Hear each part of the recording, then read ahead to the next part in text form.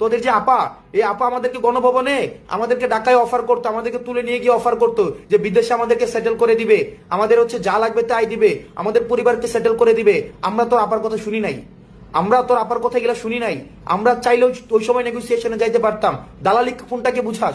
তোর আপার সাথে ওই সময় আমরা দালালি করতে পারতাম, তোর আপার সাথে। যারা হচ্ছে ন্যূনতম, যাদের গণতান্ত্রিক আমি না, যারা ফেসিবাদের পক্ষের, তাদের সাথে তারা ভদ্রতা পর্যন্ত ডিজার্ভ করে না, কোনো ধরনের ভদ্রতা পর্যন্ত ডিজার্ভ করে না, কোনো ভদ্রতাও না। একটা ফেসিবাদের দূষরের ন্যূনতম কোনো রাজনৈতিক অধিকার নাই। সুতরাং আজকে আপা নিধন কর্মসূচিতে আপনারা আসেন। যদি আর বিদেশে বসে বসে যারা হুঙ্কার দেন, যদি ওই যে কি দেখা না দাও তাইলে কথা কইও না, চুপ করে থাকেন, ন্যূনতম লজ্জা শরম কিচ্ছু নাই বেটা। বিদেশে বসে বসে ইয়া করছিস। সাদ্দাম ইয়াতে বলতি না যে একদিন যাবে, 2 দিন যাবে, 3 দিন যাবে, সবকিছু মনে রাখা হবে। ওই বিদেশে গিয়ে পালায় মনে রাখছিস বেটা, দেশে থেকে ফেস করতে। আমরা জানি তো, যখনই জানছিস যে হচ্ছে ইয়া পতন হবে, এর আগে হচ্ছে পালাই গেছিস। তোরা তো হচ্ছে আন্দোলন ফিক্স করতে হচ্ছে পুলিশের সাথে সমঝোতা করে, পুলিশকে আগে ফোন দিয়ে হচ্ছে সমঝোতা করতে যে আন্দোলন, পুলিশ কোন জায়গায় থাকবে, তোরা কোন জায়গায় থাকবে। আমরা এগুলো জানি না, আমরা এগুলো পরে আমরা প্রত্যেকটা পোর্টফোলিও আমরা বের করেছি যে আন্দোলন, আওয়ামী লীগের সময় যে আন্দোলন হতো, ওরা পুলিশের সাথে বসে বসে আন্দোলনের হচ্ছে গতিপথ নির্ধারণ করত।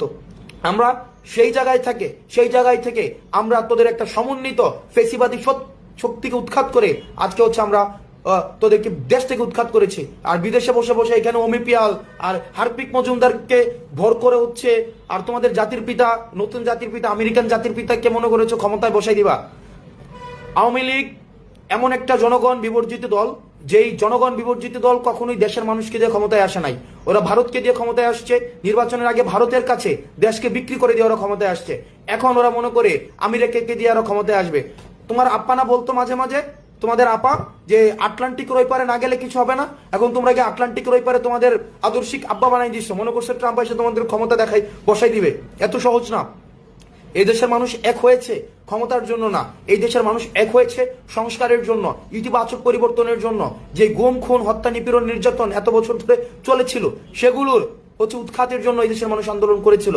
সুতরাং তোমরা আবার তোমাদের আপাকে এসে ক্ষমতায় বসাবা, যারা হচ্ছে এতদিন ধরে গুম, খুন, নির্যাতন, নিপীড়নের হচ্ছে সংস্কৃতি কায়েম করেছিল, মানুষের বাক স্বাধীনতাকে হচ্ছে হরণ করেছিল। তোমরা তাদেরকে কখনই আর ক্ষমতায় দেখবে না, কখনোই ক্ষমতায় দেখবে না।